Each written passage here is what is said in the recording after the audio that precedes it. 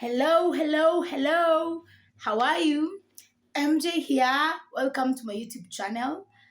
Before I start to tell you about this crazy Nairobbery story, kindly first subscribe to my YouTube channel so that you're going to get more of these crazy stories. Anywho, so today I would like to tell you about a story, my story of Nairobbery. I mean, he Kanairo, my peoples. Ha! So, last year around in October, actually, not around, it was October 30th, I believe.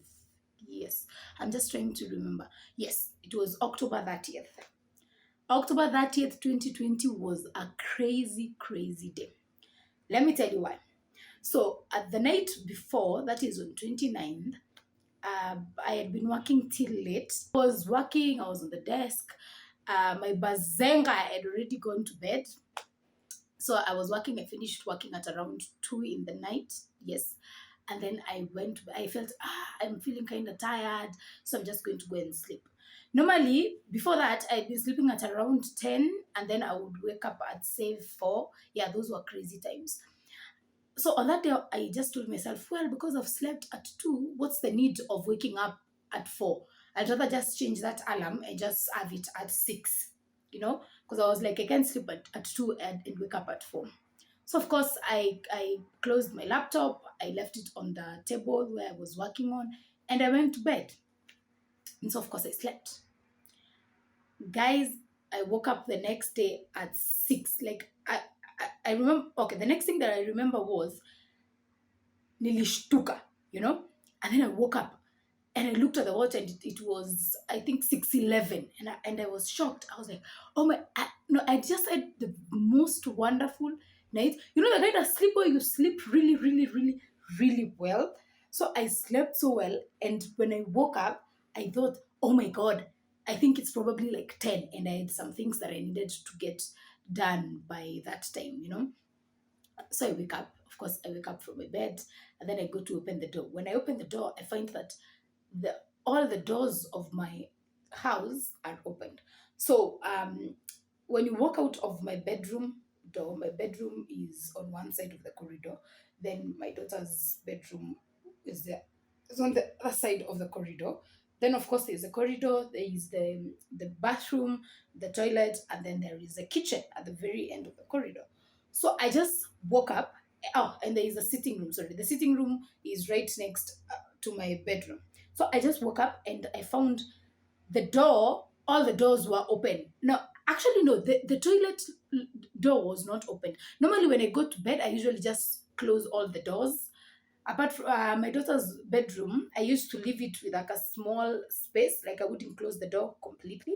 I used to leave like a tiny space there, so that in case she cries, I'm able to hear. Of course, she was also sleeping with my DM at that time, but I always like to know, like when my daughter wakes up or something like that. So I walk out of my bedroom door, and I find the doors are open. So then the very next door, I walk out of my bedroom, is the sitting room door, right? So I walk into the sitting room, and I was like, wait, what happened? So I found my sitting room had been arranged differently, and then there was no television. I had mounted the television, like when you just enter the door, you could see it on the wall. So there was no television, and I was like, wait, what the hell? You want to mean my Bazenga decided to leave in the middle of the night, and the only thing he carried was a TV? And I was like, but wait, I was with him on the bed. So I actually went back to the bedroom to check he was actually in the bed, and he was. So at that same time, my DM that time was called Maggie. Maggie walks out of the bedroom, and then she comes, and I'm like, Maggie, where is the TV? And so Maggie looks at me and she's like, I don't know, where is the TV? So we were all shocked. And then I was looking at the sitting room, and I could see that there is something that is missing, but I'd not put a finger on it. First and foremost, the tables had been moved to one side, and then the other table where we had been working on, it was just clear. The night before, my Bazenga had left his laptop on one side of the table, and I had left mine. But at that time, because I was so shocked, I couldn't really process what exactly had happened. So, I ran back to the bedroom and I wake him up and I'm like, hey, what's up? Where is the TV? So he looks at me and he's like, what do you mean, where is the TV? I told him, come, see, there's no TV. So he walks to the sitting room and there's no TV. And we're like, and we are all like, so we look at each other and then he says, we've been robbed. I'm like, what do you mean we've been robbed? We were in this house, we have been robbed. What do you mean? They say, and then tells me, we've been robbed. Can't you see there are no laptops? That's when it hit me. I'd been wondering, what is missing? It's the laptops that were not there. So it's like, oh my God. The next thing, I literally screamed. I was like, oi! And then I ran to my daughter's bedroom because I thought, if they have robbed us and they took my daughter, I am dead. So of course I ran into the bedroom. But she had heard me scream, so she woke up. She's like, hey, mommy, what's up? I was like, oh, thank God. I'm glad that she's okay. So we come back. So now I pick Gacheri, I'm carrying her, and I come to the sitting room and I'm like, how are we robbed? But we were right here.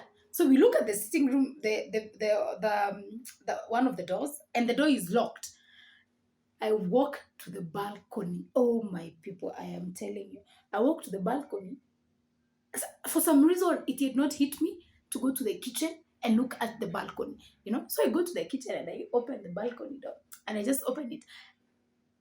And I just push it, like with my finger. I just do it like this. And it opens. So apparently,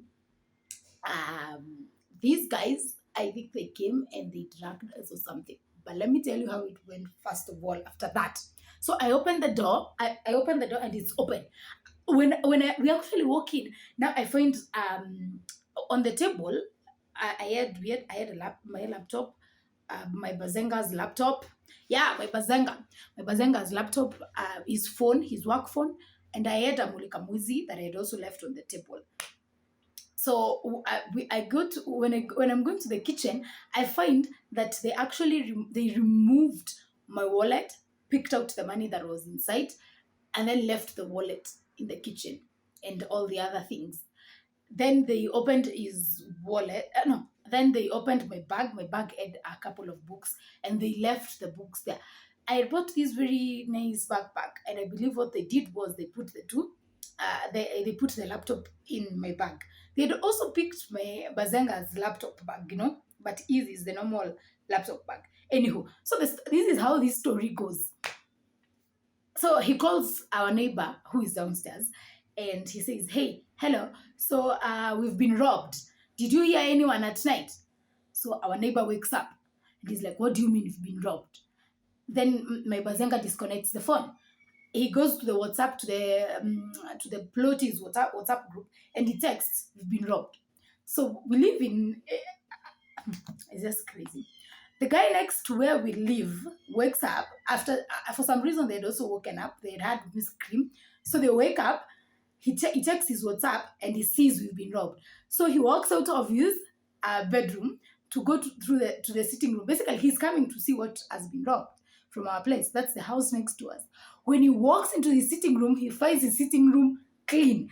No electronic, no nothing. The guy next to us on the other side, our floor usually has 4 houses, but one of them did not have a tenant. So the next person does the same. He sees the WhatsApp message and he's walking out to come and see what has been robbed in our house. And he walks out and he finds his sitting room is also clean. There's no electronic, no TV, no nothing. It was a very funny story. So these three men, one from my house, the other one from the next house, and the next house, 3 of them, they literally meet outside, all 3. Then they look at each other like, yeah, it happened to me too. It was both funny and crazy at the very same time. So now we are asking the caretaker, did you hear anyone? Actually, the soldier who was on that night, at that time when we walked outside, that's when he was waking up as well. And the caretaker, so we're like, hey, you guys, did you hear anyone? We've been robbed, what? And now they start walking around. We're like, so the other guys, the one who lives next to us, one of the neighbors goes to his kitchen and he finds that for him, okay, for us, we'd always, I'd lived here for, by that time, I've lived here since 2017, towards the end of 2017. And it was 2020, that was like 3 years. I always knew this was the safest place. I never used to lock my balcony door. Like, I just used to use the latch. I never used to use any padlock. So yeah, when they came to my house, they just opened the latch and they came in. The next house, they had locked the upper one and the lower one. And what guys did is they broke the window. There's a window right next to the door. So they broke the window. They used a metal, which we actually found later, to put it through and opened the lower latch, right? Then the house next to it as well, they did the same exact thing. Unfortunately for all of us on the first floor, we didn't use to lock our balconies with padlocks. And the guys who were at the ground floor, they had been locking the houses with padlocks. So they found that their padlocks had been tried to be tampered with. But I think those guys probably tried to tamper with them, and then they were like, why don't you look on the next floor? And they came to our floor and they found that everyone just locked their doors with a latch. So those guys just had a very wonderful time. Anyhow, so the guys are walking down now. Everyone has woken up. Those on the ground floor, on the upper floor, there is commotion. We've been robbed. So they go outside, and I go to the balcony. When I'm on the first floor, I actually look down and I see some more of my books on the ground floor. So I call my Bazenga, and he goes down there and he goes to check, and he realizes, so there had been one last exercise book that was in my bag. Those guys got to the ground floor. They removed I think they just found that they had the exercise book. They removed the exercise book. They removed everything in his wallet. When I say everything, I mean everything, even the very tiny passports. Some of them he wasn't even remembering that he had them.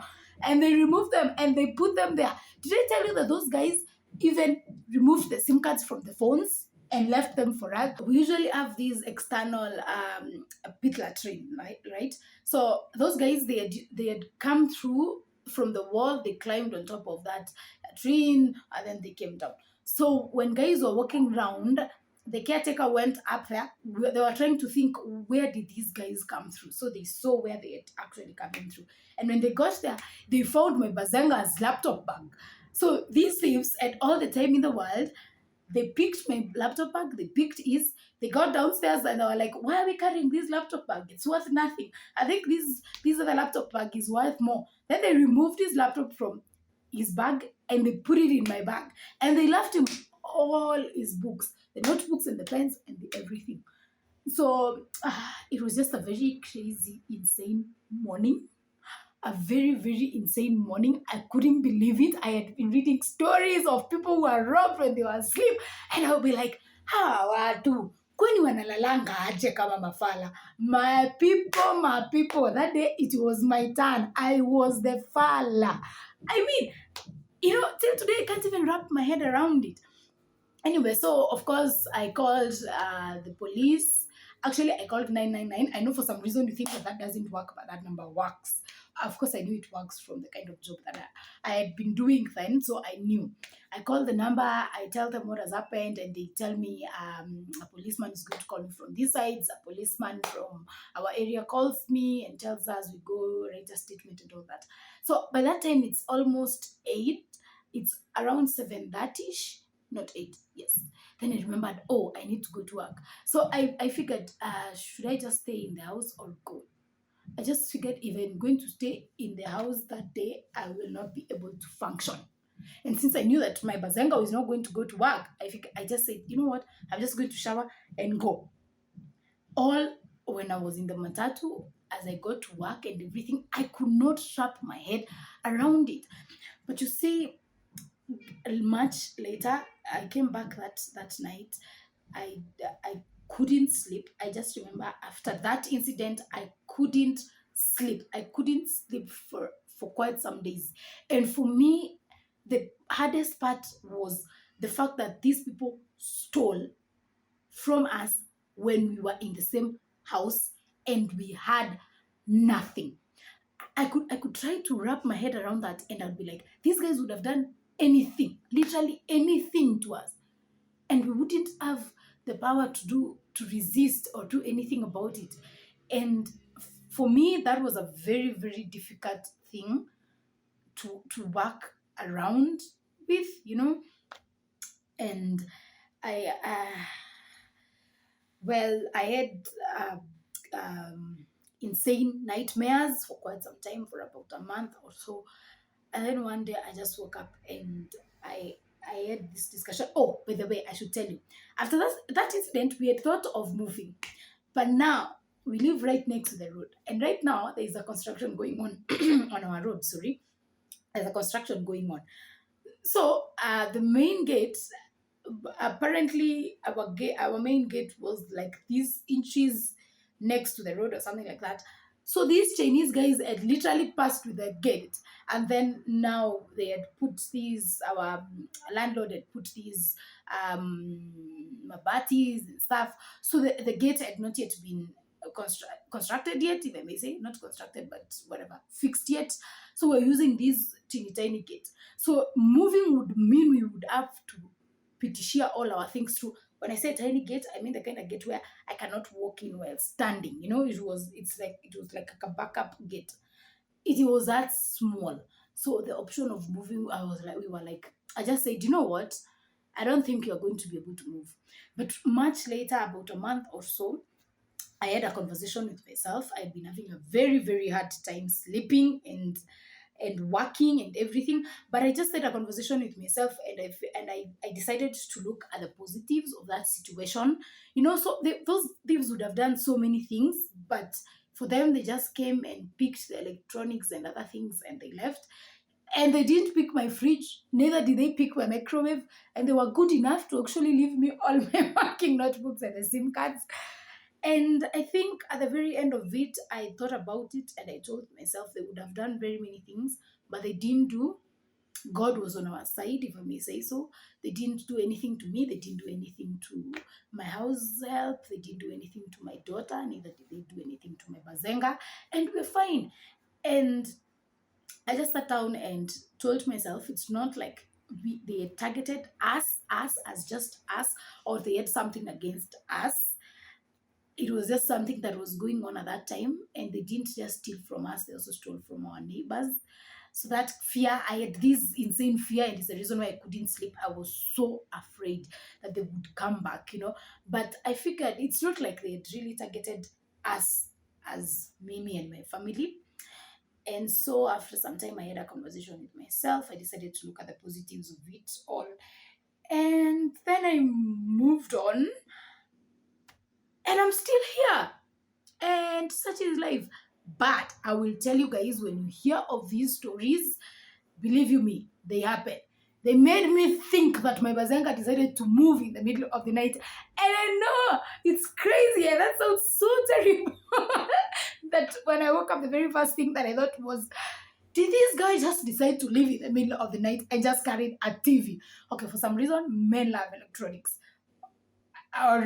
Okay, they do love electronics. So I always figured if he was to make such a decision, the first thing that he would carry would be a TV. But anywho, yeah, it was the Nairobi people. Nairobbery. These streets are not our home.